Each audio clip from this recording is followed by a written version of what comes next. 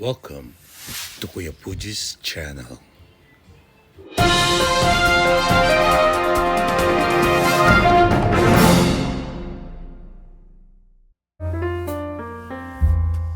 Ang kwento ng isang aso at ang isang pagong.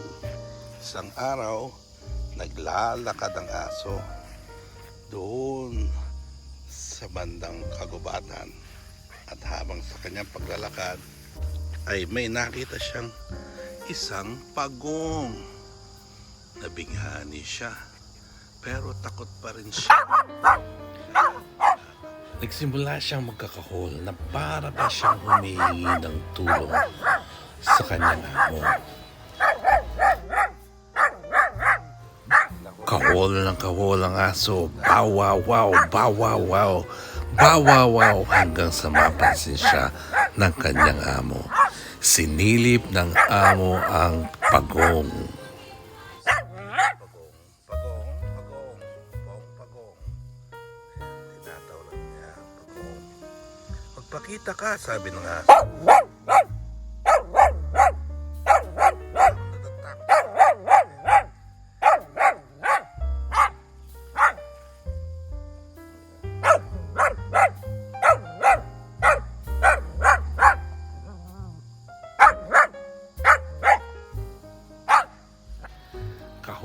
Kahol ng aso, palakas ng palakas, hanggang sa huli ay hindi na nakayanan ng pagong ang sobrang ingay.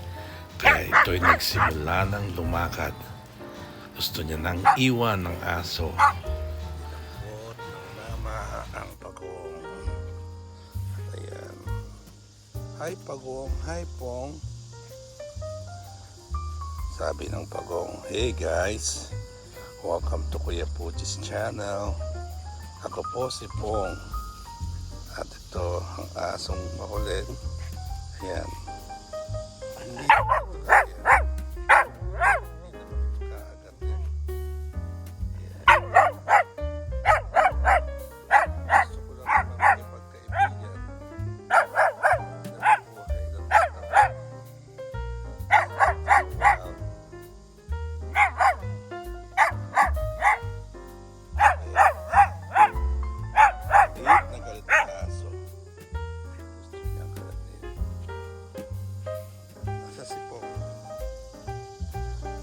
Si Pong. Ako po si Pong. Wala po akong balak makapag-away. Ayan, hindi po kita kakagatin. Sige na. Pinalang ng mama si Pong. Pong. Ayan. Sige, magpaalam ka na Pong sa kanila. Babalik lang ito doon sa kagubatan. Ayan. Si Pong po ay isang pagong.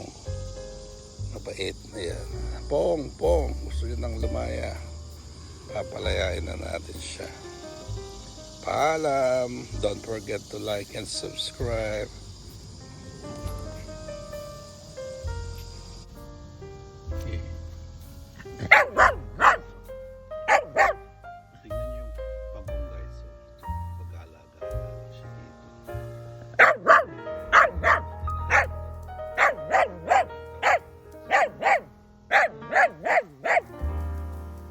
Hey guys, look at this. Yung nakita natin this morning ay isang pagong na pag-aagala.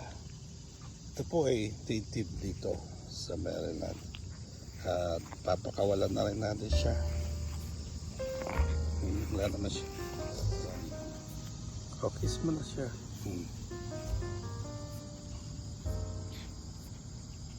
Yan si Pong.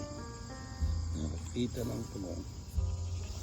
Guys, papakawalan natin si Pong. Bye Pong. Ito ka na. Yan. Bahala ka sa buhay mo.